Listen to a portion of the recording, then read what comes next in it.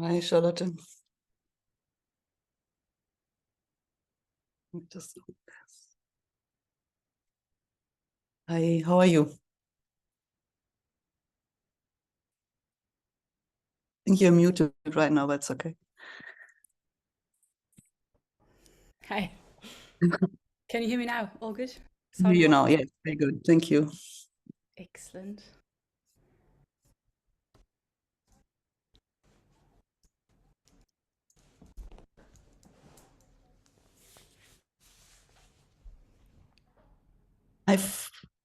So I think Matthias will chair today, but I just wanted to check. Did we decide who goes first last time? Yes, Viral, no, goes first. Is that what we decided?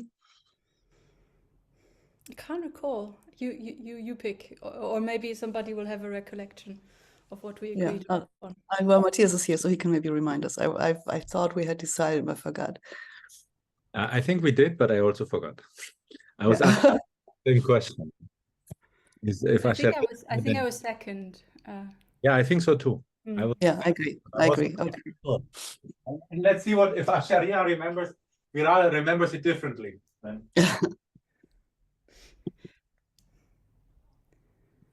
Hi, Stefan. Hello. Hello. Hi.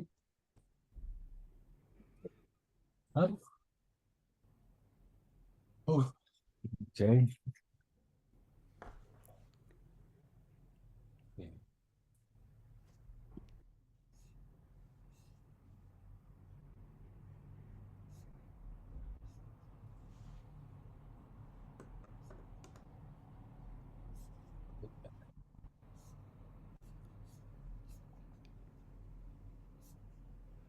Lotte, your book is already forthcoming or not yet?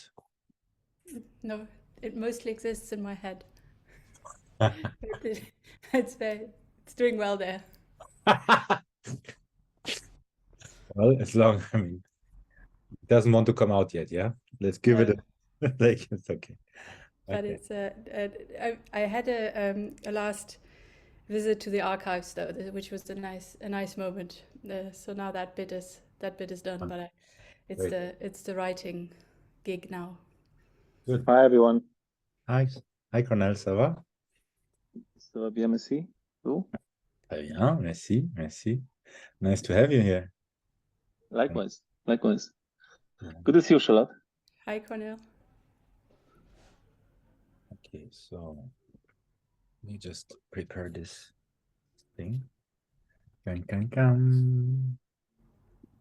Eventbrite. So,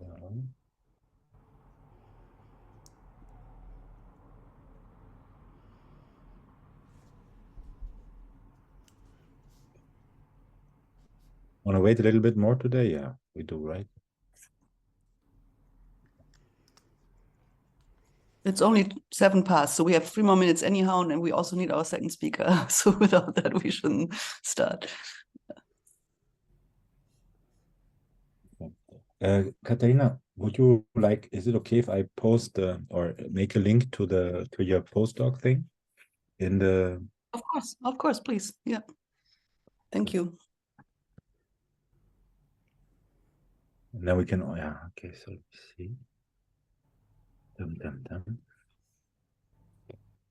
And then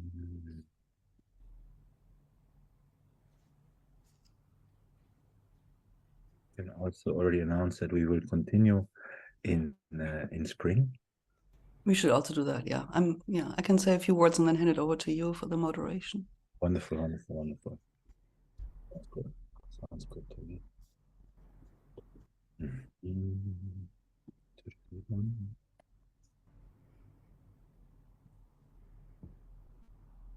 Hey, Neil is also there. Hi, Neil. Neil fixed it. I don't know if he's listening to us, but ça va? Listening. I'm just sitting here hanging out a little bit. I have my cat on my lap, which is okay, which you don't want to share. I understand. Okay, great that you could make it. Hi, Tien. Hi, Steffen. Pretty great. All right.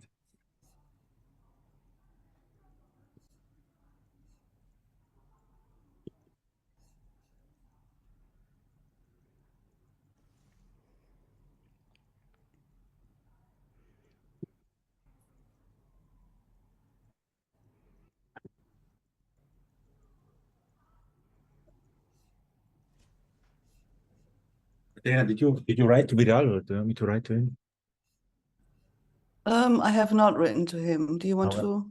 I'll do that right now. He's coming. I mean, we discussed it just last week, but Yeah. let's see.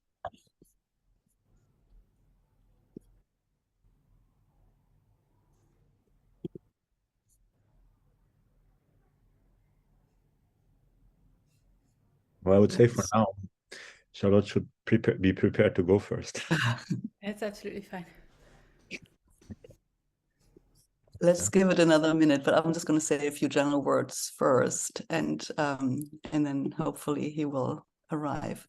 So let me just first of all thank you all for coming. I also see quite a few repeat players, but more generally, we're really grateful for the interest that the series has found amongst all of you, and we also wanted to first of all alert you that we have a fourth session coming up this term on the 4th of December. So this is not a month, but it's only 3 weeks. We adjust the schedule a little bit depending on the availabilities of our speakers, but obviously we have always tried to keep the same time slot, so it makes it easier for planning purposes for all of you. So thank you. And I see Viral just joined us. This is wonderful. The other thing I wanted to also announce is that we have been where we're planning for another series of similar topics for the next term. So we will announce this shortly. We've put together a list of speakers whom we would like to invite. We'll contact them, and then we will tell you exactly what we're planning to do. But it's going to be the same time slot, typically towards the end of each month, another Monday around noon for us on the East Coast, and 6 p.m. or so in Europe, and later elsewhere if you're joining us from elsewhere. So we also would welcome, if you have any suggestions. We haven't made plans finally yet. If you have any suggestions, or you would like to participate as a commentator in these discussions, do let us know, because we really want to continue this conversation around the political economy of money and finance. We felt that liquidity is a particular pertinent issue for bringing together money and finance and its political economy. And I think the last 2 sessions have borne this out. I have the feeling that this one will bear this out even more deeply, because we're going to talk about the role of the elasticity of liquidity, which comes in, of course, in different forms. But we have 2 wonderful speakers, but I will leave it to Matthias to introduce them and to moderate the session. I will chime in later on. And let me just say one more thing. I think Matthias just posted as well in the chat. We have a call out for postdocs for the law and the Money and Finance Lab at the Center on Political Economy at Columbia University. If you are interested, take a look and do submit your materials and share with your students and others whom you know might be interested in that. So without further ado, Matthias, you take it over. Thank you very much, and thank you very much for coming. It's my pleasure to welcome you to the session on monetary sovereignty and the elasticity of liquidity, within which we are going to seek to bring together the fiscal and the financial, the treasury and the central bank, but also the hybridity of financial markets as they always navigate between the public and the private. And many people in the Zoom room have made contributions to this, such as most recently Lev Menand, who I just saw. So we are really thrilled to have all of you here, and to have here Viral Acharia and Charlotte Romaskirchen, whom we both agree and think are really excellent experts that bring together a focus on the fiscal and on the financial, on quantitative easing, as well as the debt management of sovereigns. We have agreed that each of them will speak for 15 minutes today.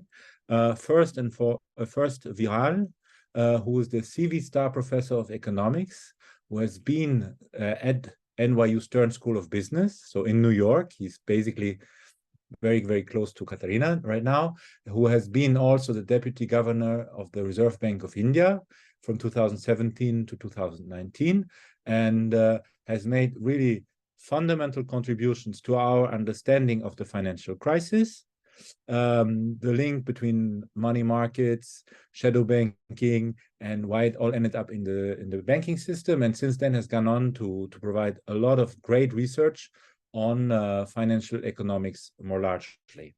After that, we're going to have Charlotte Romaskirchen, who's a senior lecturer in international political economy at the University of Edinburgh, so who joins us for her now 5:14 p.m., and who has made very important contributions on both the debt management by sovereigns and their history, but also on high-frequency trading and the Eurozone debt crisis and how it was managed in the European Union.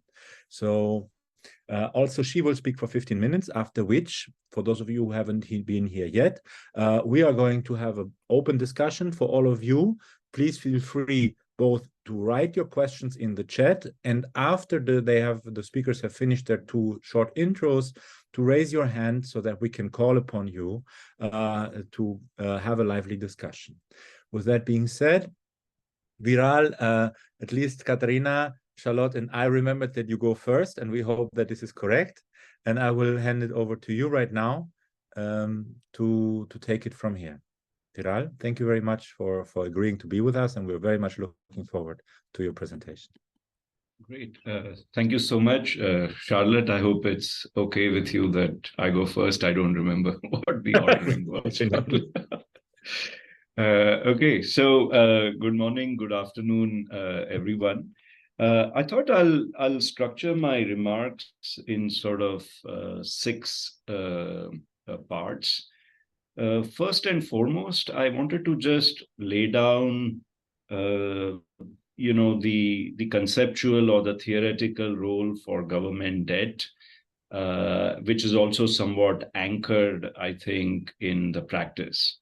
Of course, at one level, you could think about it as an instrument for governments to essentially engage in deficit spending, which is to spend more than what they collect immediately as taxes. And, you know, there's both for cyclical, in some cases for structural reasons, there's a good case for governments to do this. Essentially, debt is a claim against the stream of future tax collections. And just the way a corporation sometimes needs to spend beyond its immediate cash flows, a government might need to do that as well. However, there's also a case being made in the finance and economics literature, including in policy, that government debt actually serves a public good role beyond this role of being an instrument or a vehicle for governments to engage in deficit spending. And this role is somewhat anchored in, I would say, 2 ideas. One is the idea that that if governments don't provide this form of settlements and payments mechanism, which is that if it could be government bonds or it could be reserves, which is the liability issued by a central bank to provide payments and settlements mechanism. In one way or the other, it's ultimately backed by government bonds. That if government and the central bank together don't provide this convenience of making transactions in the economy, private forms of money will come about, you know. So this could be claims at the level of individual banks, it could be their deposits, it could be repo market transactions against private instruments as collateral and so on. And historically, what was found is that whenever private forms of money have come about, they have not been that stable. You know, Gary Gorton of Yale has notably written on this theme, and he has been writing several pieces precisely thinking that, you know, what we learned about private currencies in 19th century and early 20th century also has bearing on this proliferation of private currencies that's happening in the crypto space and why it's all likely to be fragile. And lo and behold, he was right, as we saw in the runs of the last year on these currencies. And so the idea is that having something like a central bank reserves, which are backed by government bonds, or having government bonds themselves in order to make these payments and settlements, creates sort of a solid foundation for the medium of payments and exchange. And this is required, and it's possible because it's ultimately backed by the coercive taxation rights that a government has that no one else does. And the second point is then that because it is backed by the strong coercive taxation right that other private issuers do not, in episodes of stress, fragility, uncertainty, this form of payments mechanism remains secure. If anything, there's a flight to safety into this mechanism in such times, in contrast to the runs that private money might face at that point. So this is my first point, which is that the theoretical case for the government bonds is either because it's a vehicle for deficit spending, and in the modern incarnation, it's because it actually serves as a stable, reliable medium for making payments and settlements work, and then that creates a lot of amplifiers in the economy through velocity of money, etc. Now, that brings me to the second point, which is that in this view of the world, typically the governments are thought of to be sort of benevolent, long-term social planners. There are bad things that can happen in private financial markets, or there could be panic-induced sunspot style of runs on the banking system or private system that's trying to do payment and settlements without use of government funded resources. And I think the more balanced view, and one that I think perhaps has been the view on emerging markets all along, but it's gradually finding its way even into the discussion of developed economies, is that the governments are anything but sort of best described as long-term benevolent social planners. This is not to say that what governments do isn't beneficial to the society, but simply to say that they have their own objectives as well.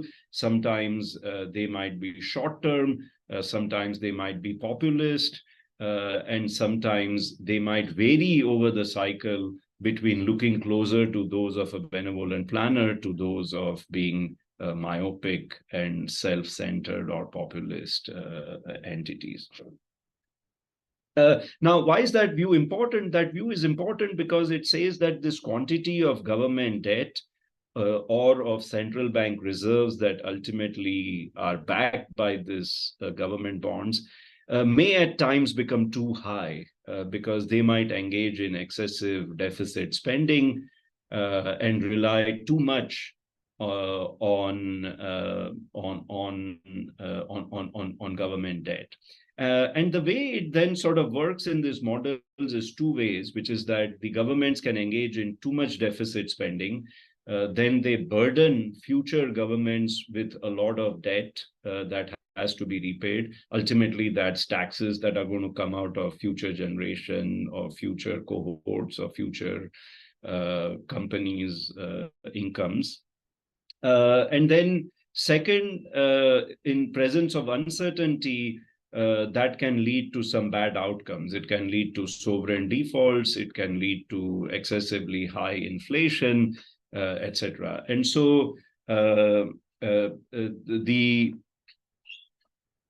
governments then have to engage in what is called as fiscal dominance, which is that they start dominating the central bank in order to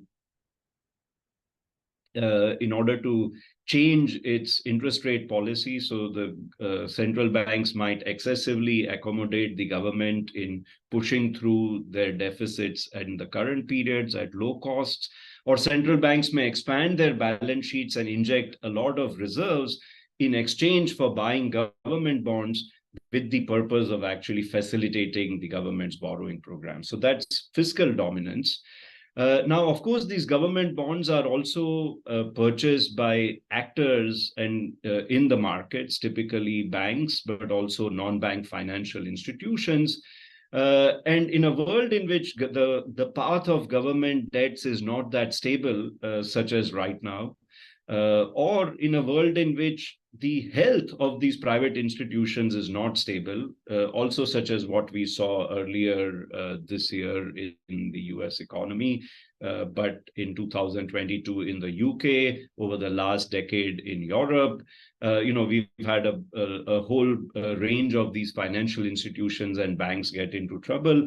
You could also have financial dominance, which is that the central bank makes it easy for private sector players to own government bonds in normal times by offering to take them off their balance sheets in bad times. Okay, so once again, the central bank pumps in a lot of liquidity in exchange for government debt in order to ensure that it keeps the financial sector healthy. And this is called as sort of financial dominance of the central bank, where the amount of liquidity that it's pumping into the economy is essentially driven by considerations of financial stability, health of the financial sector, rather than that of just the overall inflation or the growth outlook in the economy. So that's the second point, which is that there are these two considerations: fiscal dominance, in which the governments may go rogue, financial dominance, in which there may be excessive risk-taking in the financial sector, and they may independently and perhaps together start affecting the health of the central bank's liquidity management policy. So that then brings me to the third point. Matthias, don't worry, I'm speeding up and getting through all my points very soon. That brings me to the third point, which is that perhaps a good description of what's going on in the markets at present is that both of these seem to be at work. Both fiscal and financial dominance seem to be at work. The backdrop really seems to be the one starting in global financial crisis for fiscal dominance, which is that government debts took on a very different trajectory in the fiscal stimulus that was undertaken in advanced economies after the global financial crisis. And COVID seems to have only ramped that up at an even faster pace, to the point where the overall advanced economy debts now as a percentage of GDP start looking similar in many cases to the post-World War II levels. And, a lot of debt is getting rolled over. And the COVID stimulus in particular has been highly inflationary, so that even the debt rollover costs are now very high. So we seem right in the midst of a fiscal dominance style regime. Simultaneously, though, and this is perhaps a longer 30 to 40-year trend, is that whenever financial sector seems to have gotten into trouble, central banks in advanced economies seem to have lowered interest rates and pumped in more liquidity into the economy.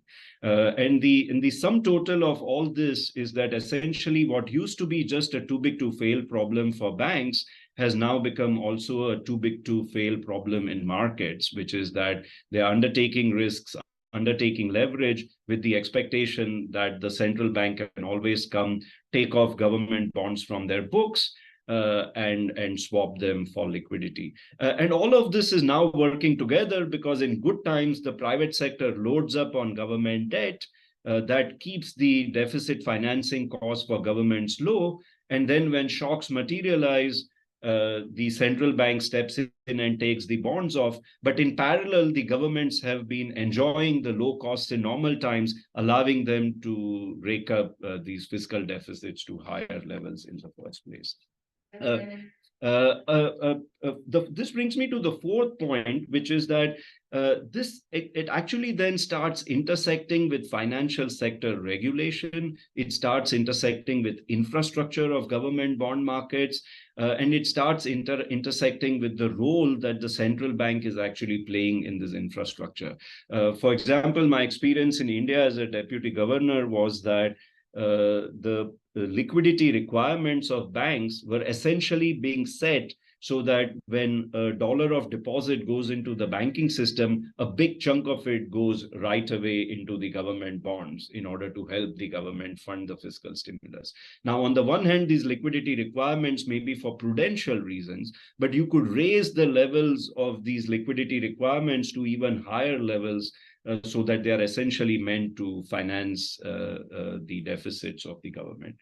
Similarly, if you observe several interventions of the central bank as emergency measures for government bond markets, if you look at the Great Depression, if you look at the policies after World War II, the support of the markets at the time of long-term capital management collapse in 1998, then the global financial crisis, then the huge support of the treasury markets in COVID-19, the support of Bank of England of the treasury markets in September 2022, and the support of the banks in March of 2023 in the US.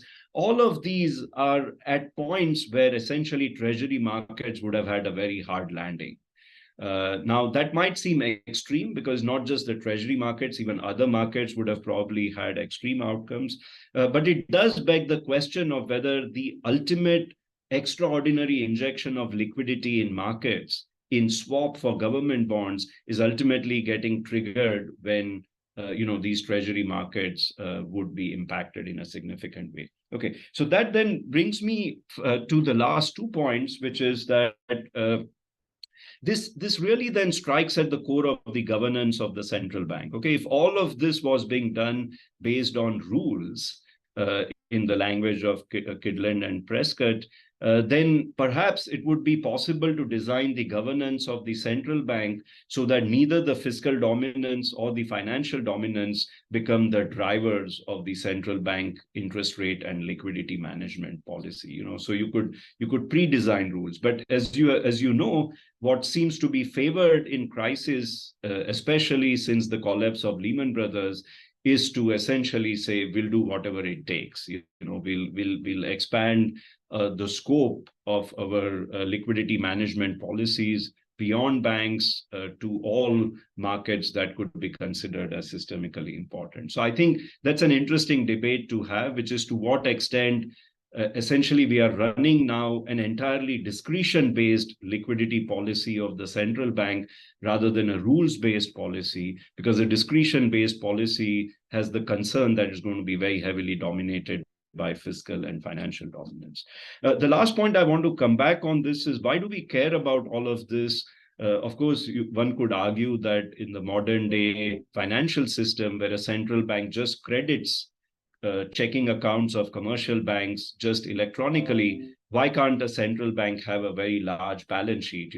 Put another way, why doesn't modern monetary theory work? That's one way of asking this question. As we have seen, it doesn't, because when monetary aggregates grow very fast, inflation can run away very fast. It could interact with supply side problems, etc., as we have seen in the last 2 years. What's the cost of all that? There could be a significant impact on lower income households in the economy. If government deficits become very large and central bank is forced to adopt financial repression tools, keeping either interest rates extraordinarily low or forcing banks and financial institutions to hold tons of government debt, there's usually a crowding out of private sector debt, notably for bank-dependent borrowers such as small and medium-sized enterprises. And the evidence from emerging markets is that that tends to hurt productivity and private sector growth in the long run. Advanced economies, to the best of my knowledge, have not experienced this sort of crowding out full on. But I think there is some evidence over the last decade in case of Europe of such crowding out. But the levels of government debt are so high now, and the level of leveraging and risk-taking in the private financial sector in advanced economies is also seems so divorced from the underlying risks that perhaps crowding out of growth and private sector going forward might have to be put on the table. So let me stop there. Thank you. Thank you very much, Viral. And not only did you stop right on time, so no worries about that, but this was like very, very informative. And for me, maybe the most important takeaway almost is like that you said inflation was induced by discretionary liquidity regime, but we can get back to that maybe later. Maybe now we go right straight away to Charlotte. and then we open up the floor. As I said earlier, if you feel like you want to already share a question while we go along, feel free to drop them in the chat or raise your hand right after the presentation. Charlotte? That's great. Thank you. Can you all hear me all right? All good? Excellent. So I follow up on that with a slightly different perspective. So I also want to talk about liquidity and public debt, but I want to talk about infrastructural entanglements. And I would argue that maybe fiscal and financial dominance is not the most useful lens to understand what is going on. And to make this case, I want to talk about the evolution, the origins of the liquidity triangle, which comprises of three actors. We've got the central banks, we've got the dealer banks, and we've got debt management offices. And I want to argue that the infrastructural entanglements that we see with these three actors that goes beyond monetary sovereignty. There's a caveat to my remarks. They're very broad brush and they are largely focused on the global north. All right, let's begin with the first set of actors. That's central banks. Adam Smith's great engine of the state. Central banks are the original debt manager, right? So they lend to their governments and support favorable market conditions. They're providers of liquidity on the public side to treasuries, but also on the private side, notably to banks, to investors in government bonds. The first concern here about liquidity is very different from liquidity concerns of the 21st century. Of course, it's one about tradability, right? From loans to bonds, increasing standardization. And here we are reminded of the geopolitics of liquidity, where having that access to finance in the early years was a matter of winning or losing a war. For the next 200 years then, so I'm talking here 18th to 20th century, debt management and monetary policy were really tightly linked. Beginning in the 1970s, however, central banks started to withdraw at various speeds from bond markets in an effort to tame inflation. There's a catch. This withdrawal that rubbed against their preference for a liquid bond market to oil the monetary transmission machinery, right? And one way they resolved this conflict is by embracing the so-called primary dealer system. This gets me to the second set of actors in that liquidity triangle, dealer banks, or to borrow Dolgopolov's term, the merchants of liquidity. And one red thread that runs through the story of dealer banks throughout the centuries really is that liquidity emerges as a private-public infrastructural joint venture. So we see central bankers, early central bankers, and then these private investors working hand in hand to create liquid bond markets. We can go all the way back to medieval times. Back then, states, they used to borrow in annuities to not run foul of the state-backed religious doctrine of usury. This is a useful reminder that the code of capital can also work against liquidity. So the problem with annuities is that they're not terribly liquid. So what are investors to do if they want to recoup some or all of their investment? Well, they started to set up secondary trading. This is really brick and mortar infrastructural creation to be able to trade these early government debts. This is not just a quirky medieval story, right? But it is really symptomatic of these joint partnerships. We encounter private actors in subsequent liquidity transformations, in subsequent innovations in secondary market trading. One example that I find really interesting in recent decades, also because it is so relevant for how our system currently works, is of course the electronification of trading. Ian von der Heide has done really great work on MTS, the Italian electronic trading platform that has subsequently swept Europe. Okay, it will not come as a surprise that throughout the histories, governments had these special relationships with their financiers, first the merchant banks, then domestic consortia, and then domestic and international primary dealers. The embrace of the primary dealer system that we see in the 1970s, that's really a significant change away from the post-war domestic setup, which was focused on recovery, rebuilding, dominated by very activist central banks, and focused then also on the primary market. So selling the debt in the first place rather than liquidity and being able to trade it in the secondary market. This changed then in the 1970s when governments, one after another, there are few outliers, but mostly one after another in the OECD, started to embrace the primary dealer model, with the US being the big role model. Why are primary dealers different? Well, the name is maybe a bit of a misnomer, because where they're really special is not in the primary market. So here they need to be active in, these days, mostly auction-based bond issuance. But it's mostly important what they do in the secondary market, where they are these liquidity partners. They are committed market makers. They need to quote executable two-way prices. Just as a side note, the diffusion of this primary dealer model is also, in my view, the last hooray of the US as a role model for debt management. I think there's now a consensus that the market structures are creaking, and in a way that the Treasury did not need to bother too much about innovation.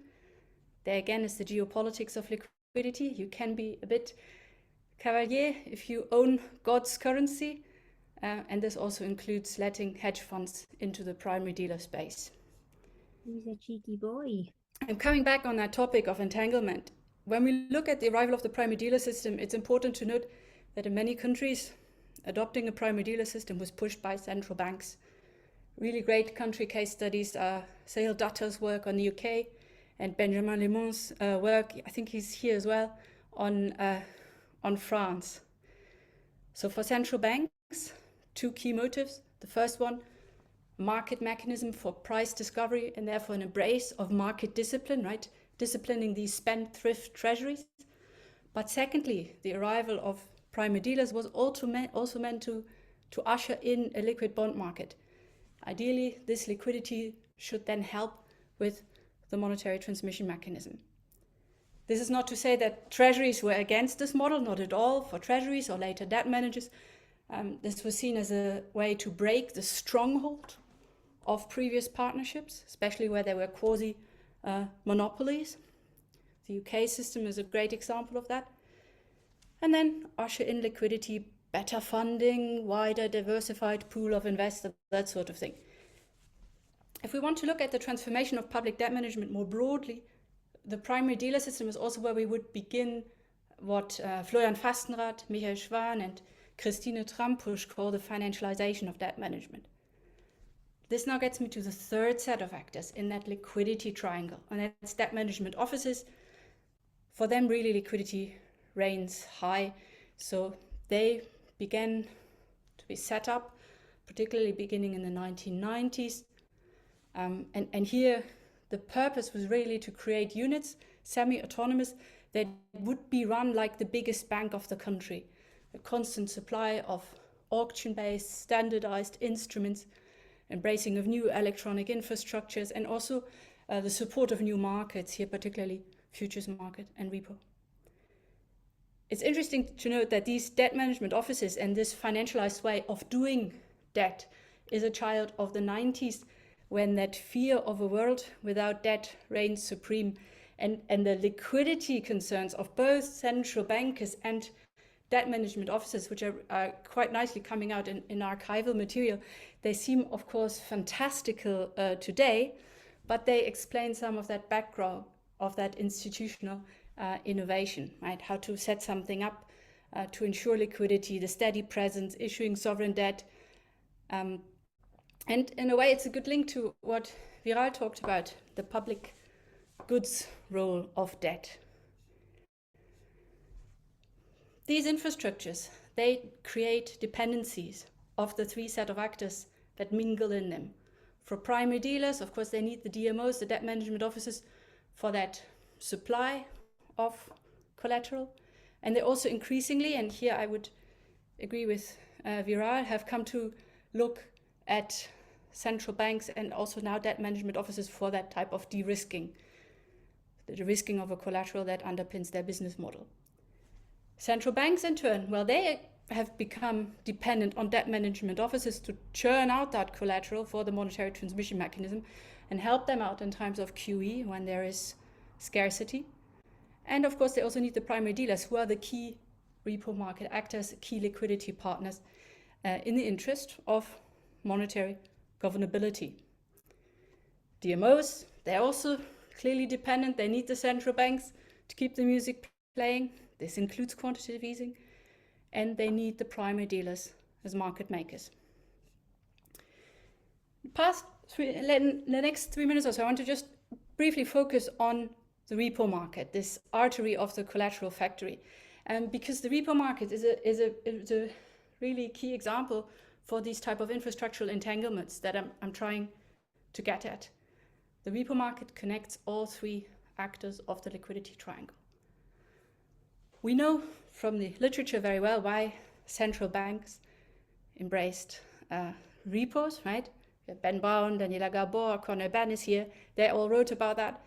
And in these repo markets, primary dealers are the key partners for central banks. The debt management office side is also quite clear. Repo is a cash management tool, it's a liquidity tool.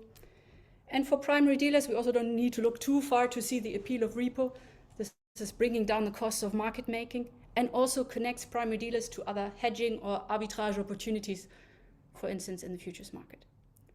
So seen this way, you might wonder, well, is repo this rare and happy coincidence of want, right? Can they all three mingle merrily there? But of course, the recognition of repo fragility dates back all the way to the 1980s. The earliest mention I found in the archives was an Australian delegation in the 1980s in the OECD Committee on Invisible Transactions, noting problems around taxation and tax payment dates and repo fragility. So plus ça change. Today, of course, thanks to, for instance, the works of Stefan Moore, who's here today as well, we're well aware that repo lubricates securities, the securities trading machinery during good times, but its ability to maintain liquidity clearly diminishes when times are not so good. And here the US, really from the 1980s onwards, was recognized as a bad role model of repo fragility.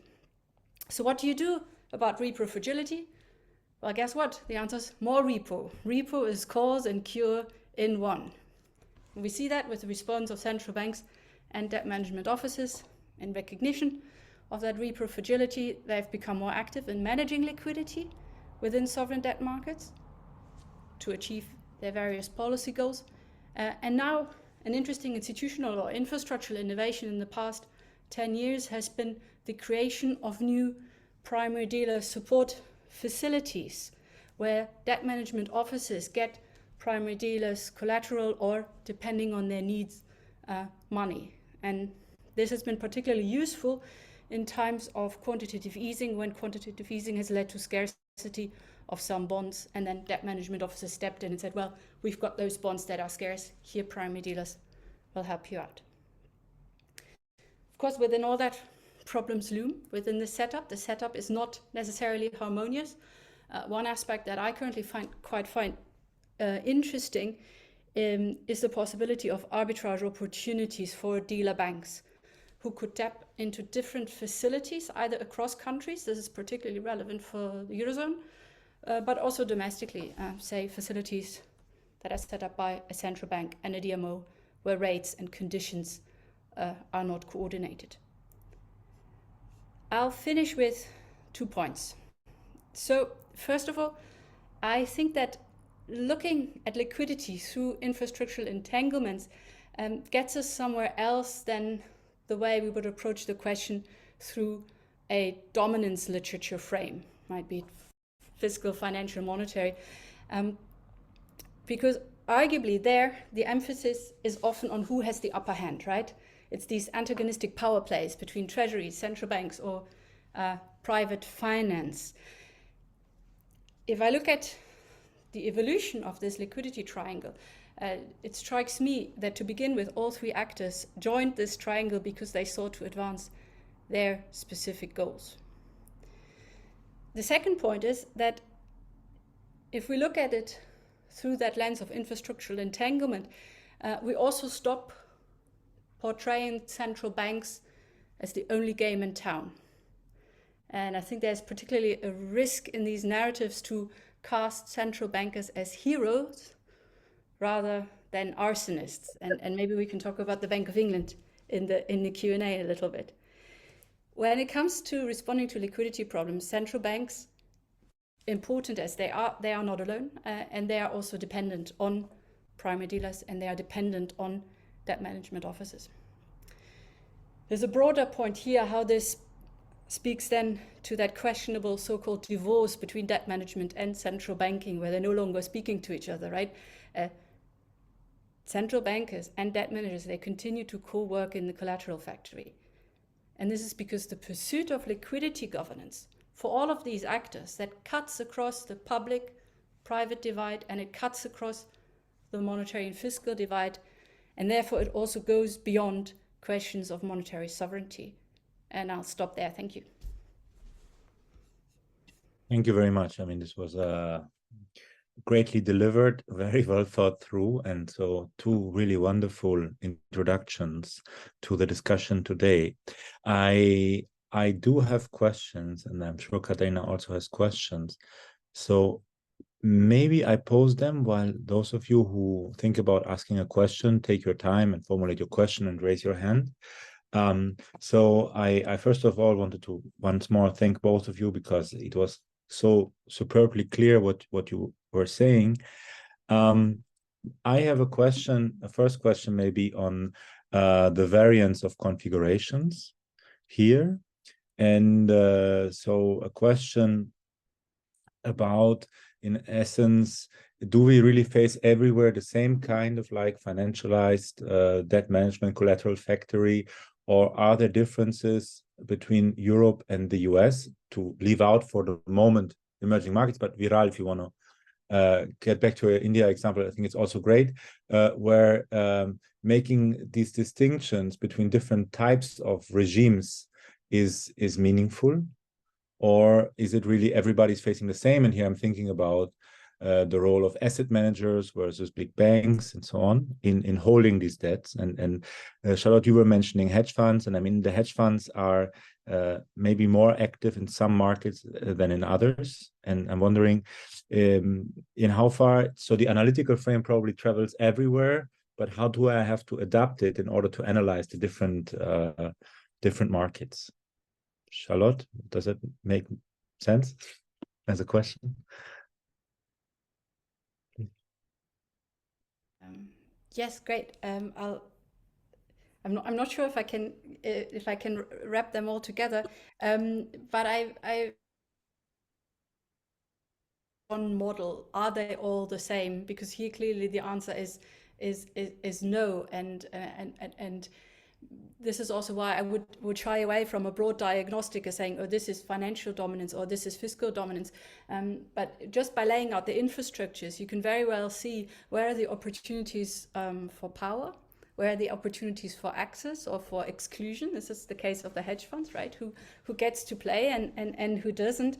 And here debt management clearly varies from country to country.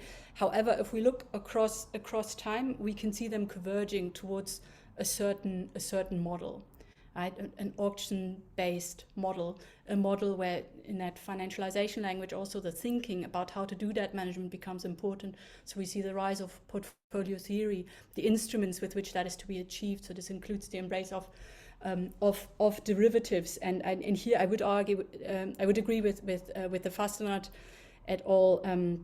Argument that what we're seeing is the financialization of debt management. Without contradicting myself, you can have financialized debt management without having a primary dealer system. Right? This is Germany. Germany does not have a primary dealer system because the Finanzagentur, that's the debt management office, the finance agency, they are their own market makers. It is, again, it speaks to the fact that power is, of course, not equally distributed, and the US can get away with things that nobody else can. Germany can get away with things that nobody else can because Germany has a futures market. And this is where then market participants are reassured that this is where the price discovery happens, and no matter what the Finanzagentur wants to do in their type of market making, the prices ultimately are market prices. Okay, wonderful.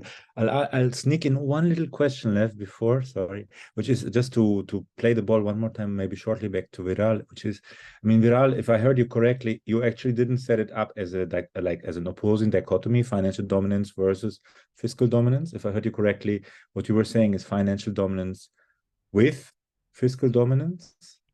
What is interesting about it is that Charlotte mentioned the central banks as heroes or as arsonists, but to me it almost seems that if financial dominance with fiscal dominance is correct, then central banks are almost the victims of the system that they have set up, because they now are squeezed by both the financial markets and the governments. But I just wanted you to react shortly to that, and then Liv will go.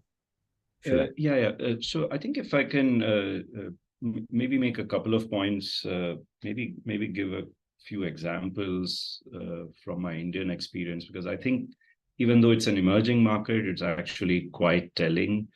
I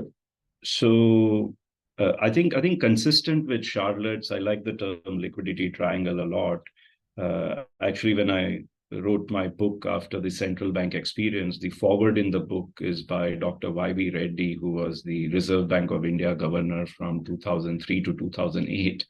And he has this really witty observation that throughout 70s, 80s, and 90s, he says that the government of India, the public sector banks, so these are the government-owned banks, and the Reserve Bank of India, that these three entities, they kept their accounts of government bonds like what he calls as a Hindu undivided family, which is that. So Hindu undivided family is a tax arbitrage structure in India where you can make transactions with each other without ever having to recognize exactly what happened because it's irrelevant for tax purposes.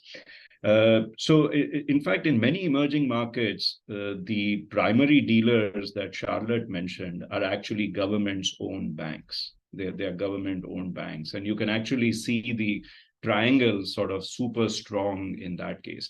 I think my sense is the reason why the fiscal dominance and financial dominance and perhaps the view of the central bank as not being sort of 100% a triangle, part of the triangle exists in advanced economies is because I think the governance structure of markets and the central banks is I would say, all else equal, a little bit more autonomous for markets and central banks. So, there is clearly a link between the government and the central banks in advanced economies, between governments and the PDs and the central banks.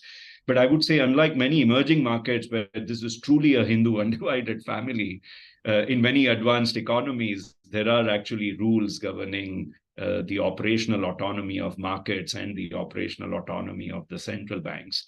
And then I think it's a very interesting question as to how, depending upon the state of the world, how large the fiscal deficits are, how weak is the growth at the present moment of time, how strong are the political pressures to actually pump prime the economy through credit growth at a short notice. I think then, depending on the state of the world, you get that the autonomy is encroached upon. It may be through infrastructural developments. It may be through out-and-out design of large deficit monetization schemes. And I think then it's sort of super interesting. And if I could just give one more example here, which I think to me is like really interesting in the context of the United States, is that in case of United States, it's not just the government bonds, the treasuries, which are explicitly a part of the liquidity management. It's also the debt and the mortgage-backed securities of Fannie Mae and Freddie Mac. And this is super interesting in my view, because here you have a very explicit sort of, I would say, like a political objective of the government, which is to push home ownership at sort of like all costs. It's engineered through the government-sponsored enterprises, the Fannie Mae and Freddie Mac notably, and their debt and their mortgage-backed securities are given the same status as that of the government bonds as far as central banks' liquidity management is concerned.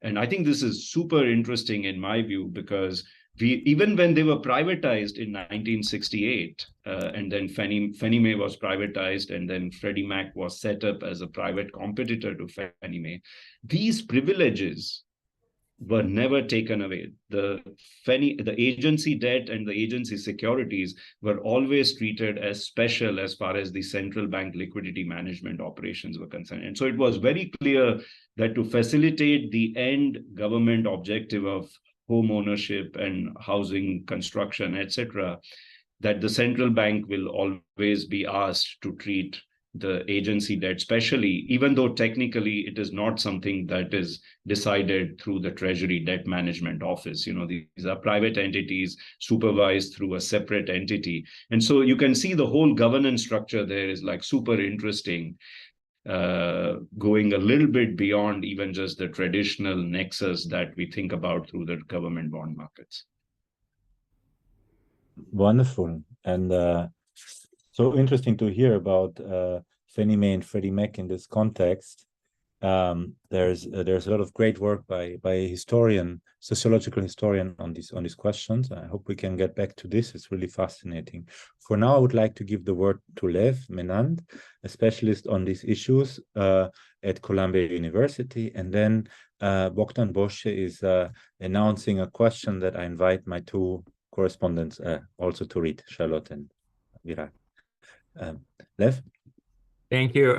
This has been great. I really enjoyed both presentations, which I thought were really brilliant and insightful. I guess I have a question for each of you, starting with Viral. I'm interested in what you think about solutions, and I don't actually have a solution in mind. I think this is a very difficult problem. And I'm interested in particular in a solution on the financial dominance side. I think the fiscal dominance side is a totally different discussion about how you set up a government that doesn't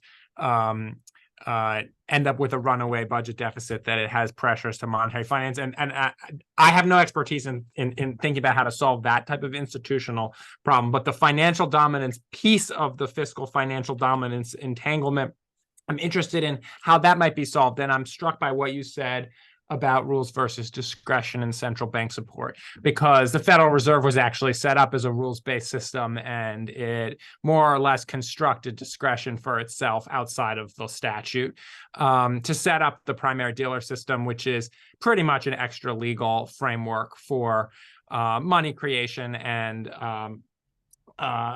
almost direct effort to undermine the Glass-Steagall Act and Banking Act of 1933. And so I guess my question is not how can we prevent like extra legal acts on behalf of the central bank, but wouldn't the solution be something like trying to confine the repo market to the regulated banking system, to the financial dominance piece? So you could still monetary finance the debt through the banking system. You could sell fiscal dominance that way. You could still have very deep and liquid government bond markets through, bank-based support, but you wouldn't have an open-ended ad hoc central bank backstop during bad times for whichever hedge fund turns out to have huge repo exposure, because they wouldn't be allowed to be in the repo market. Only banks could do the repo market. And so you'd confine the activity. There'd be discount window, there'd be supervision, maybe even there'd be some type of deposit insurance associated with the repo market to limit runs. And you would have whatever subsidies you want, for the government bond market, but it would no longer generate this sort of financial dominance problem that the primary dealer system does. Charlotte, I'm struck actually by sort of the ways in which I felt like there were a lot in common between what you and Viral were saying. He was using the sort of fiscal financial dominance terminology, but you were sort of your triangle, which I think is great, is sort of like a fiscal financial dominance triangle of sorts. It's sort of like the other side of the coin of fiscal financial dominance, is to say, well, these are institutional relationships, and the central bank has a relationship with the fiscal authority and it has a relationship with the financial markets. Those are the two legs of the triangle, and they're all sort of in something together, and their interests are connected to each other, and then they end up making choices. In particular, the central bank ends up making choices based on how they affect these other two players. So I'm just sort of curious if that is a fair characterization and is in fact a common ground that you guys have, or if there is more of a difference that I'm missing. I guess I'm just inviting you to sort of sharpen any disagreement you have to the extent you're willing, because that would just be interesting to me to bring to the fore. Thank you very much. So maybe we go first with Viral and then Charlotte. Yeah, a great question, Lev. So, my sense is there's probably no silver bullet here, but one has to think through sort of how the financial dominance plays out. And my sense is there are two aspects to it. One is about the ex-ante vulnerability, which is usually through the leverage of the players who are dealing in these markets. And the second then is what I would call as the exposed amplifier, which is the pace at which the fire sales actually happen in the markets and trigger a set of increase in cost of capital and increase in illiquidity premia through a contagion across markets.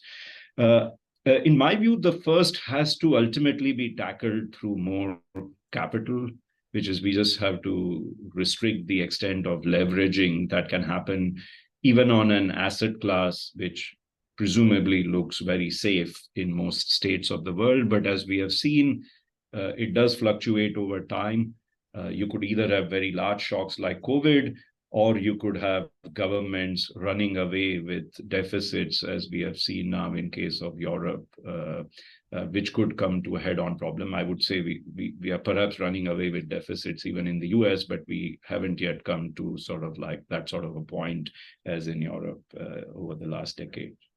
Now, let me first talk about the capital aspect, which is, I think the problem with trying to believe that limiting things to banks is the solution is that we just never seem to know, to just use one of the titles of my paper, like where do banks end and NBFIs begin? Where do banks end and non-banks begin?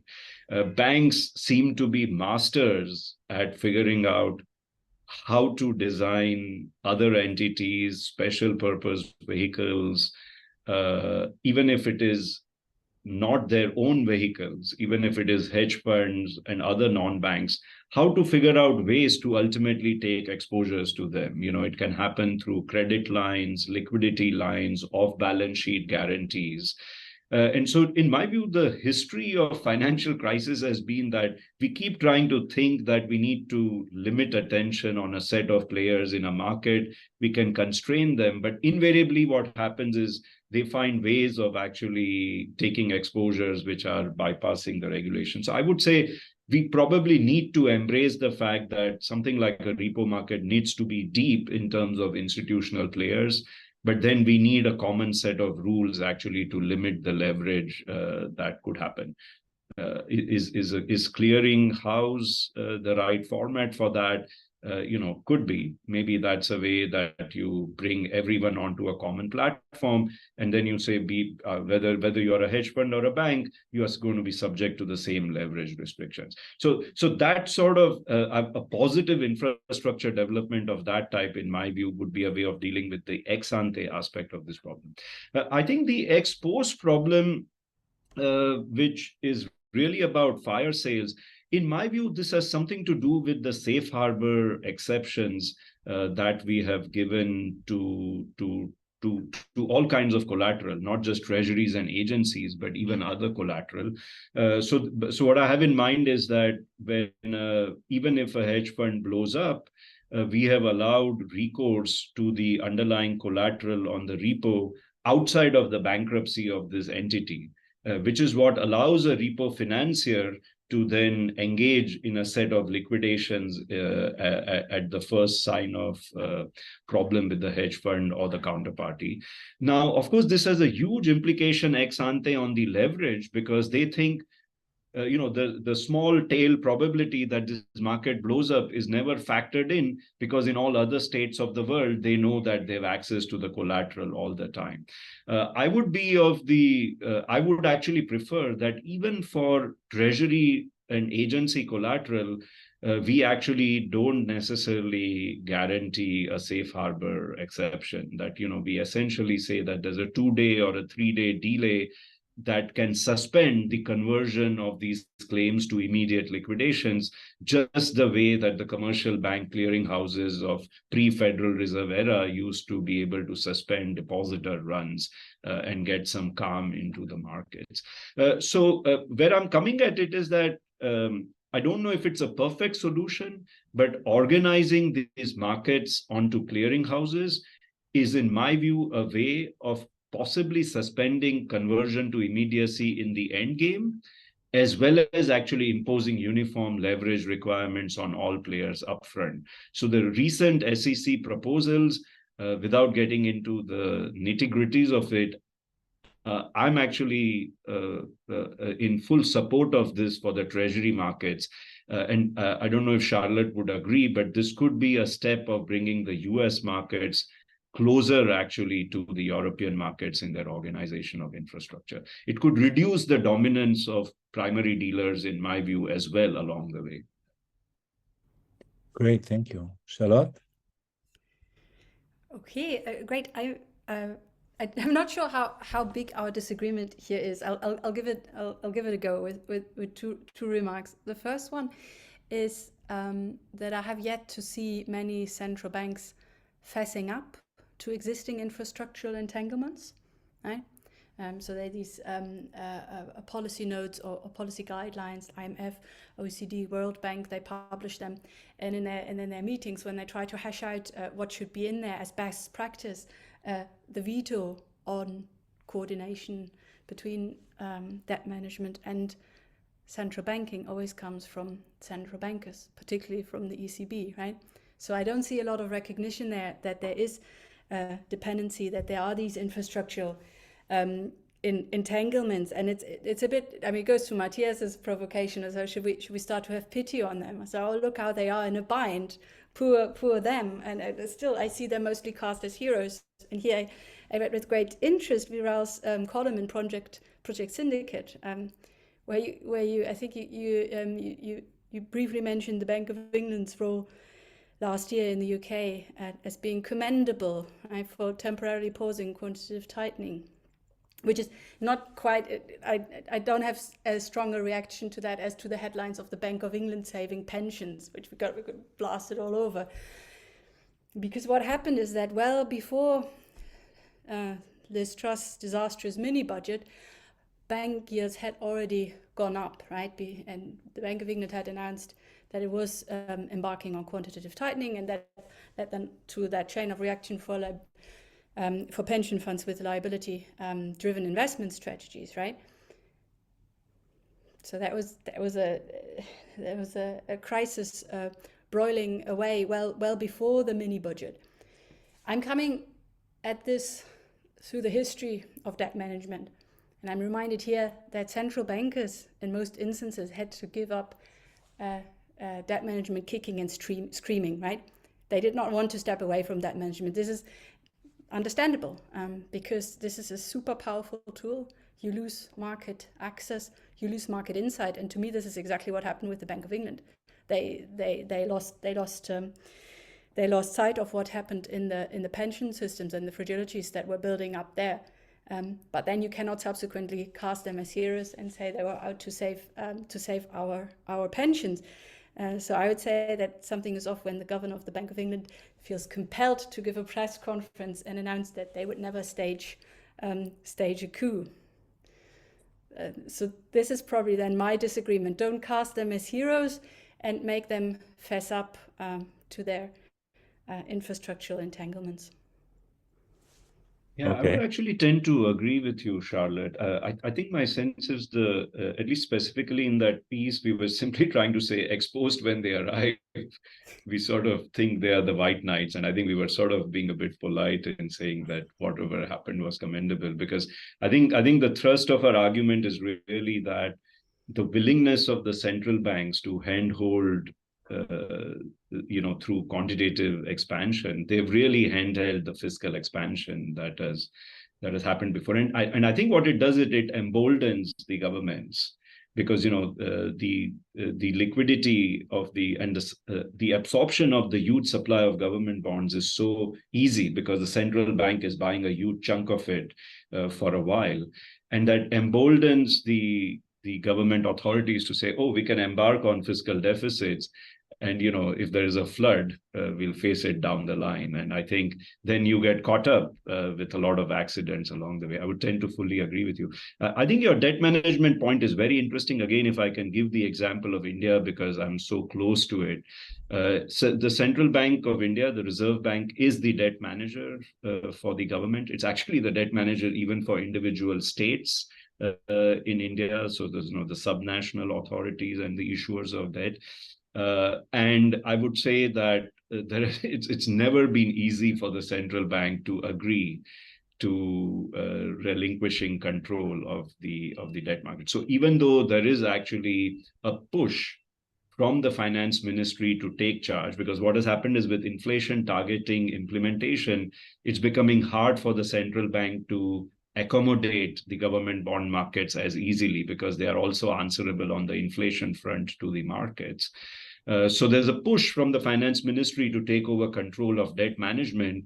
But of course, the central bank realizes that, this is sort of ceding control to the finance ministry, and now they may have to end up doing even more ex post if things don't go well. And so they really want to keep control, and they really can't make up their mind. Personally, I would be very happy to cede control if I was the central bank governor, but that hasn't been the common thinking of the central bank over time.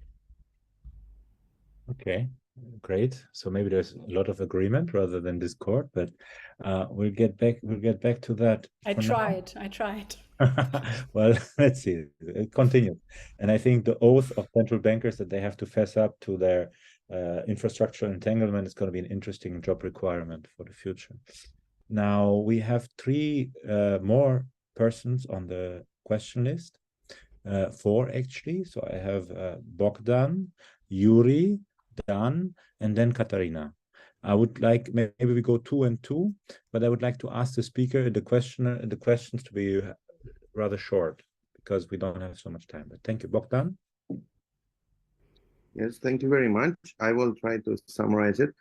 It's a bit of a technical concept, but I was wondering whether there is any consideration in the international legal or financial practices for such a tool called a vector currency, a tool by which you settle several types of assets in one single transaction, which can, of course, for convenience, be digital.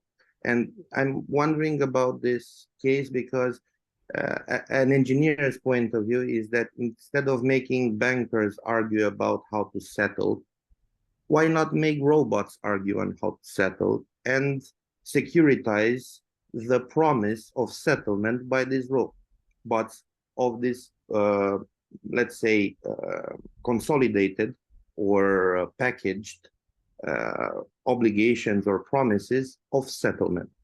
My question, and it's an engineer's question, I'm no expert, I'm trying to learn.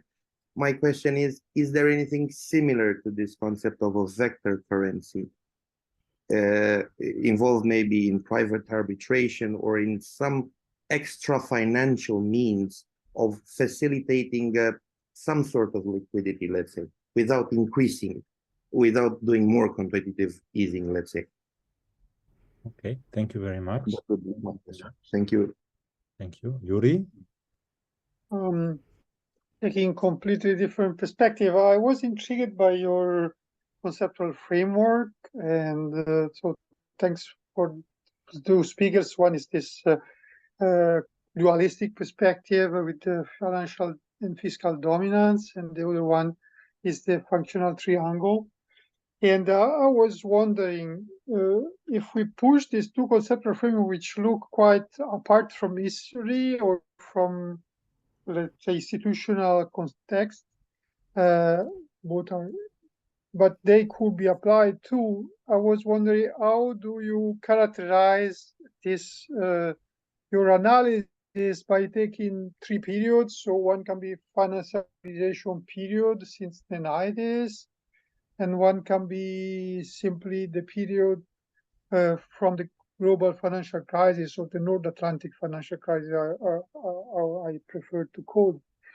And because, of course, the third period was the before the financialization. Of course, they are very crude, perhaps narrow historical setting, but I think you understand what I mean. So what changed from your viewpoint during the financialization in this function, in this way that the monetary system worked, and how has changed again since the crisis, and with this huge quantitative easing on the one hand, and public debt issuance on the other hand. Thank you. So if I understand correctly, how to think about change in these conceptual frameworks. Maybe Charlotte, and then Viral, and then we will get the other two questions. Great. Okay. On the question of sector currencies, I've never encountered this in any archives or in any practitioner conferences that I've attended. However, if history is our guide, then we can be sure that debt management officers are very keen to guard that turf, and we can see that playing out in real time when we look at the Eurozone. So even though I'm intrigued by it, I think there's very little political appetite for it.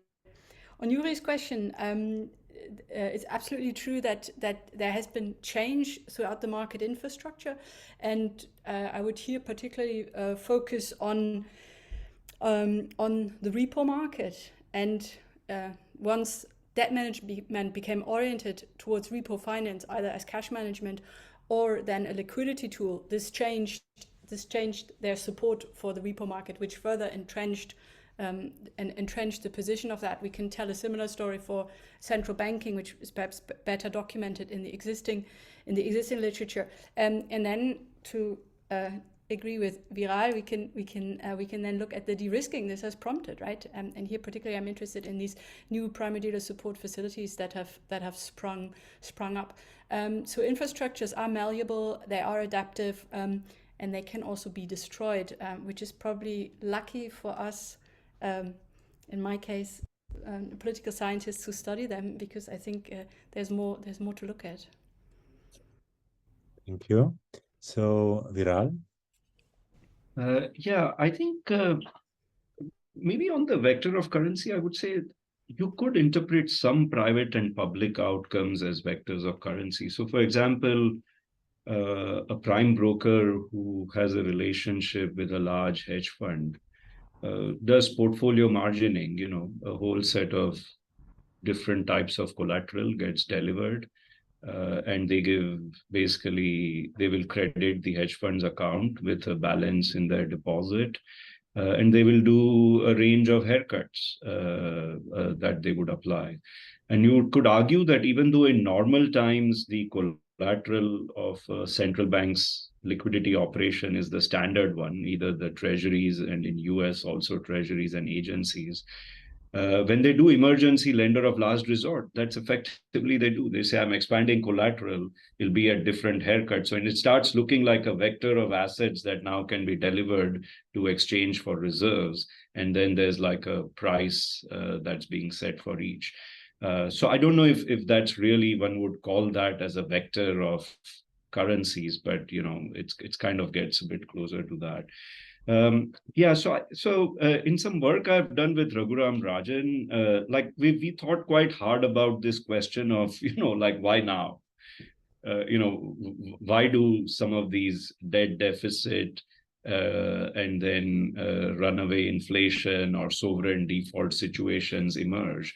And in the end, the theory seems to suggest that actually low growth is a pretty bad macroeconomic state.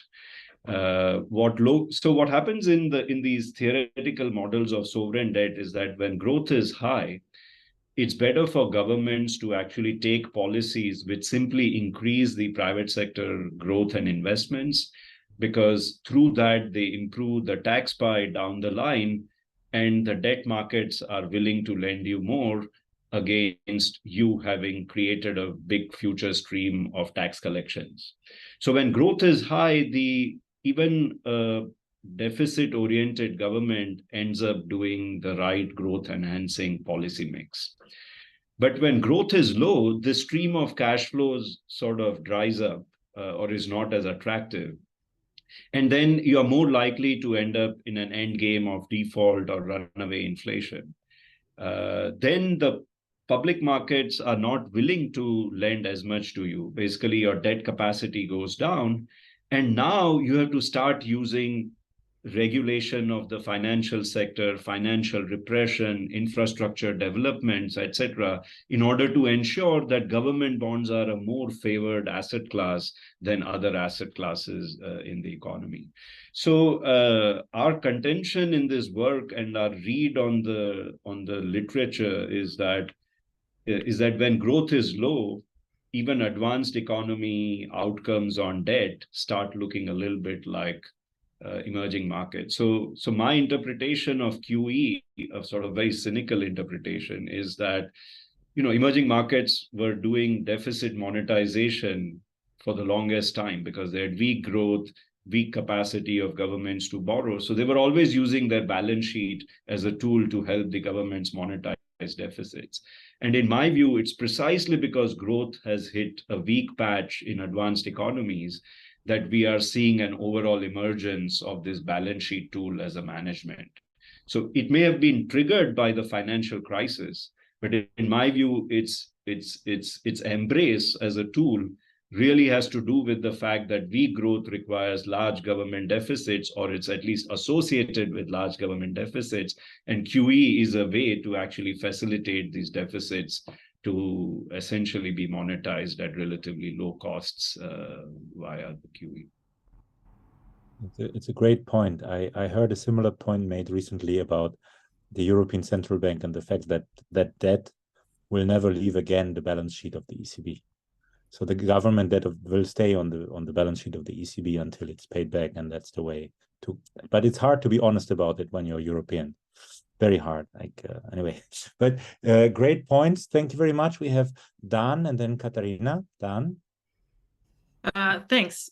First off, thanks for this just really fascinating presentation. I thought it was great. So my question is kind of for both of you, and maybe it does bring up a little disagreement between you two, and it's a slight disagreement with Lev, I think. So, Viral, you talked about the situation of financial dominance and fiscal dominance, and that seems to me to presume that one mandate of the central bank is more core than, say, its other mandates. It seems to say that the central bank's inflation mandate should be more core to it and given, latitude for discretion, in contrast to its lender of last resort mandate and its, agent of government or fiscal agent of the government mandate. Forgetting the fact that, this is a much newer mandate than those other two, which predate it, considerably for central banks. But forgetting that, it also seems to me to run into a tension with what Charlotte mentioned, which is that, central banks, by and large, my example is Canada, because that's where I live, where I study. You created the money market here, explicitly so, created the repo market in order to carry out its inflation mandate. The thought was, if we don't have a money market, our monetary policy operations are going to be ineffective on prices. So we need to create a repo market in order for our inflation mandate to be valid or to be effective, let's say. So isn't there a tension there between, if you want to sort of hive off these mandates or lessen them in a way with rules-based procedures, which seem to be what you recommended, doesn't there seem to be a tension there with, maintaining the inflation mandate while not maintaining the infrastructure that lets it be effective, which entangles you with the financial sector? And the reason I think Lev's proposal, while I agree with it, maybe not a full answer, is that, in Canada, for example, the banks do by and large own the primary dealers, and they basically always have. And, we have a famously more stable financial system than, for example, the States. And yet, I think if you went into any room here on Bay Street and said to anybody that therefore the banks have less dominance over the central bank policy or financial markets in general, you'd be laughed out of the room. So I think, it's not just in a financial crisis that you have the issue of financial dominance. And isn't there an entanglement between these two mandates, is what I'm saying. That's the question. Wonderful. Thank you very much. Katharina? Yeah, I actually wanted to come back to the title of the session, which we have called Monetary Sovereignty and Liquidity, the elasticity of liquidity. And I think one way to read both presentations is that there's no such thing as monetary sovereignty, because even if you don't buy into the entanglement story, the binary financial versus fiscal is sort of inherent in the structure, and so there is no real clear dominance by one, or at least we have found an institutional structure in which this doesn't work. But at the same time, I was just wondering, especially Vera, when you came up with the story about the government-sponsored entities, I just felt that the dividing line between what is financial and what is fiscal is highly discretionary. So we can just basically take government-sponsored entities and use them as a quasi-private financing vehicle for something that otherwise would land on the balance sheet of the government, which it no longer wanted, which is why it did privatize the Fannie Mae in the late 1960s. So, and that then let me think further, is that maybe not every government, not every state has the ability to do just that. So the discretion of basically deciding what is fiscal, what is financial, what is private, what is public, and who can ultimately control the structure, so the sort of the foundation for the entanglement might vary in the globe, and might be more pronounced in the United States. Again, sort of this is what where you can do this. You have the luxury of allowing hedge funds into the primary dealer market, as Charlotte suggested, whereas other countries don't. So I'm just wondering a little bit about sort of the geopolitical structure, and the question whether there is monetary sovereignty at all, or whether we should just give up on that idea and talk about sort of these interwoven relationships, but they still seem to be quite different depending on where we are in the global system. Thank you. Thank you. Wonderful. So Charlotte and Viral, maybe Viral, you want to start, or Charlotte? I don't know. It's up to you. Shall I start? Yeah, Charlotte, why don't you I'll take Dan's point first. And maybe one way to approach this would be through the concept of the cost center fallacy, which you get exactly when these three actors don't recognize their entanglements, and they're all just focused on their cost center, which for DMOs is there to finance the government at lowest costs, lowest risks. That's their mandate. And if you only focus on that, then, well, you lose sight of other things. For instance, you get rid of retail bonds because they're not cost effective, only then to realize later on that actually they would be a really good tool, because they could limit the power of primary dealers, and they would also help you with monetary transmission mechanism by essentially pushing onwards interest rate decisions. You get the same, of course, also for primary dealers, who then complain in their cost center that their costs are going up, especially now in the context of new regulation, and they forgot all the other benefits that they have from access to these infrastructures, and also particularly access to de-risking infrastructures. And you get the same cost center fallacy for central banks who are focused on inflation, and then in the case of England, the Bank of England lose sight of what's happening in the pension sector and no longer have that market access. And that's where I come back to that point of all three of them need to fess up their infrastructural entanglements and then get away from the cost center fallacy, or that monotunnel vision of one target. On Katharina's point of monetary sovereignty, the history of sovereign debt management would absolutely agree with you, right?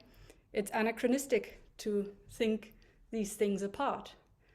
Monetary policy, debt management, they go together, and in that sense, there always would be monetary sovereignty when we talk about debt management, and that's certainly also the way that I would think about them. And in that sense, when I say we need to look at these entanglements beyond monetary sovereignty, then it is very much sovereignty as we look at it in the 21st century.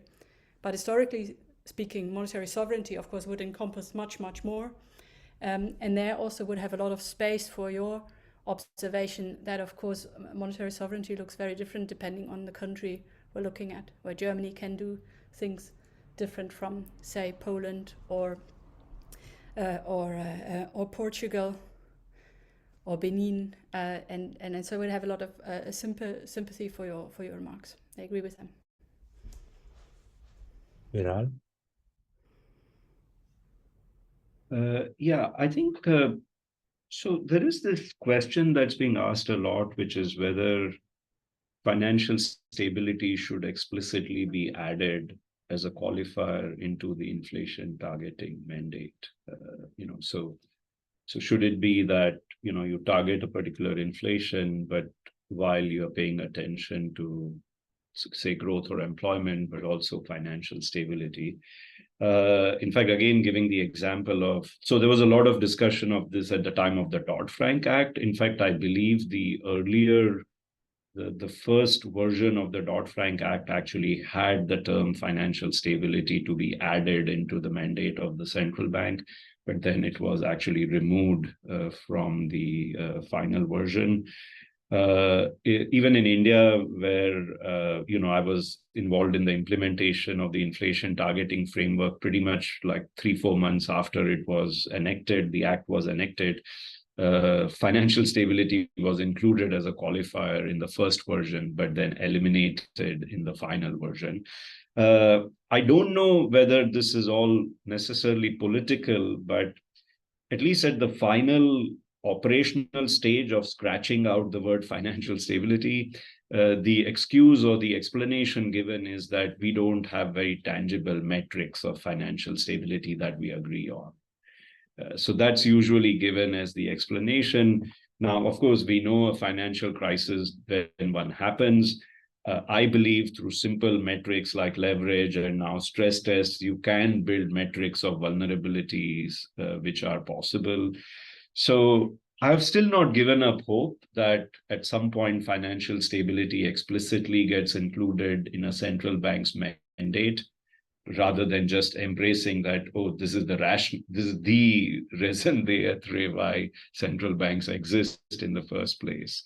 But yeah, so I don't know if that's a satisfactory answer, but I would say I would prefer actually including it in the mix and then seeing how the penalty functions would evolve. At what point, if you're undertaking a reform that likely is just to, put the government bond markets on even more of a steroid, then, do you actually hold it back and say, like, for example, if you were in India, this Hindu undivided family example that I gave, if you were designing rules to push more government bonds into your banks, would your financial stability mandate prevent you from doing that, saying, you're creating a doom loop or a nexus, this is not a good regulation for you to have. Yeah, coming to Katharina's point, yeah, I think I fully agree. And I think this is where I think perhaps both the geopolitics, but also the geofinance of the markets has been important. So one beauty of the infrastructure and the liquidity triangle that Charlotte has been mentioning is that, of course, it creates a little bit of credibility in the markets from the standpoint of external investors. Why are so much of treasuries and Japanese bonds and European bonds held by foreign investors? Because actually the markets have this richness of infrastructure of the primary dealers included. They are very large. They can facilitate large transactions at short speeds and very small transactions costs. And so that it is, in my view, therefore, an exorbitant privilege, being these safe haven currencies, because it means that certain questions that get asked of emerging market fiscal deficits and current account deficits don't get asked of advanced economies until all hell really seems to break loose. And maybe we were at that point for UK in September of 22.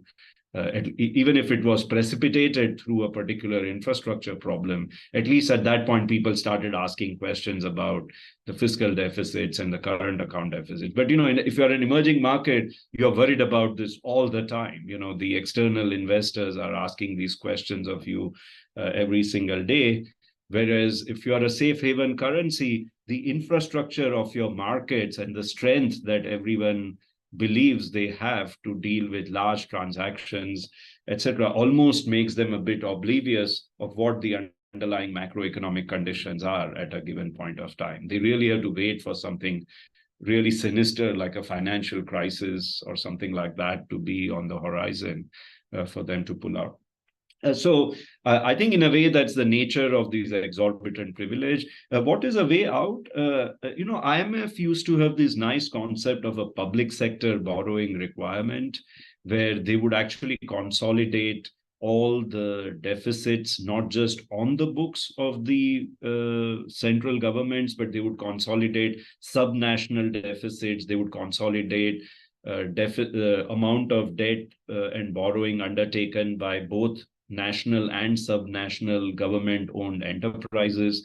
And then they would say, this is the total quantity of implicitly backed government debt, which is actually being financed in a given year. So, like a full public sector borrowing requirement. It is still being computed, but it just doesn't get the level of attention. Like Debbie Lucas at MIT Sloan would go a step further and she would say, not just how much you borrowed today, but I want to capitalize all the contingent claims and guarantees that you have provided as well. And I think if we had a slightly greater sense of these public sector borrowing requirements, I think they're even more staggering than what the immediate deficits and on-balance sheet debt to GDP ratios look like. I think we would have a little bit more early discussion of debt sustainability than we are presently having, and that might be a good thing overall for advanced economies, in my view, because I think that the exorbitant privilege means that the market discipline is a bit weak on advanced economies, in my Okay, view. wonderful. I have one more question, which I hope everybody forgives me if we take one more questions and then we come to an end. Thank you very much. I know we're already going over. So Valentina Stefan, she's still here. She had a question to Charlotte, but I think it also somewhat applies to the expertise of Viral. Valentina, do you want to state it, or are you still there? Or yeah, I'm still here. If you want, you can read it first. I was just trying to figure out from the political economy, political science, institutional setup of all of these financialized ways of managing debt. If we can look at it beyond the advanced economies and look at it at the European debt architecture and try to understand maybe even though they're safe assets, they're high yielding safe assets, the government bonds in the periphery. So then when liquidity shocks happen in the core countries, all of these fire sales happen, and then they affect even more the debt servicing, the debt service of the periphery countries. And then as well, devaluations or different changes in the monetary policy rate at the ECB not have to affect the yield afterwards of bonds in the periphery. So in a way, if you think that especially Eastern European Union members who have adopted all of these things, maybe not the management offices as much, it's only Hungary, if the adoption of this kind of reinforces the market discipline, but not only if it reinforces the discipline of the core over the periphery. So yeah. Quite a complex question right there at the end. Charlotte, Viral? Yeah, that's a great question. The Eastern European debt managers I've spoken to, they were quite favorable in their assessment of their financialization, that it worked in their interest, bringing down, increasing liquidity, bringing down the costs of debt. And of course, a lot of them already had experience borrowing abroad in the 1980s, and for them this was not at all a positive experience, right? So maybe then getting these international investors into the fold of the primary dealer system is also a way to achieve control, including reporting and monitoring control. This is not to say that the dynamics you have outlined have not happened and could not happen in the future.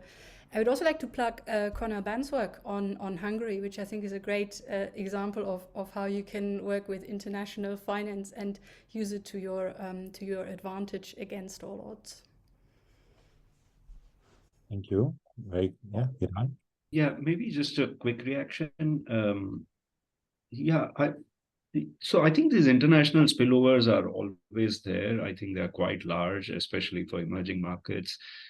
In fact, they really complained with some of the very aggressive monetary policies after the global financial crisis, because they were just getting flooded with capital inflows as too many dollars and euros and yens and pounds were flooding the international financial markets, but earning practically zero.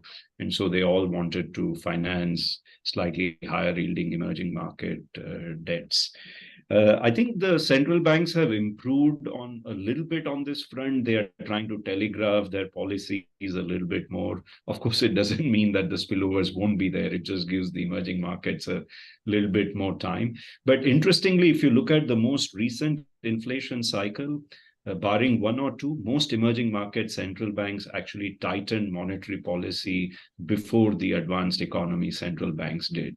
Because once they started seeing 6, 7, 8, even close to 10% inflation in the Western economies, they knew that tightening is coming, is going to be a huge spillover onto them. And they said, we have to actually start looking good on our macro very early on, because this outflow of capital that could arise when the advanced economy central banks tighten might be pretty bad. And so they've actually had a relatively soft landing, given how tight the monetary cycle has been, especially in the US. And it's because they learned from the taper tantrum of 2013 that we have to actually act counter-cyclically and in advance to the management of these spillovers. I think let me stop there. Great, wonderful. So I think thank you very much, all of you, for being here and for discussing this. I think it was clear from the beginning that we're not going to solve all of these issues, but I, for one, have to say that I'm extremely pleased how beautiful this discussion happened between an economist and a political scientist or a sociologist. It's really beautiful to see how the conversations really are converging and not diverging, however big the differences might be. Katharina, do you want to say something still, please? You can't hear me. It's also just a big thanks to both to the commentators also for sharing their work, and to everybody who came. I just also want to plug again our next session on the 4th of December with Daniela Gabor and Martin Guzman. So come back if you're interested, and we will also then hopefully shortly announce the speaker series for the next term. So thank you so much, and hope to see you soon. Thank you. Thank you. Thank you, everyone. Thank you, Charlotte. That was great. A lot. It was fun. I hope we can continue that in person, maybe in New York at some point, for example. Would be nice. Thank you, Charlotte.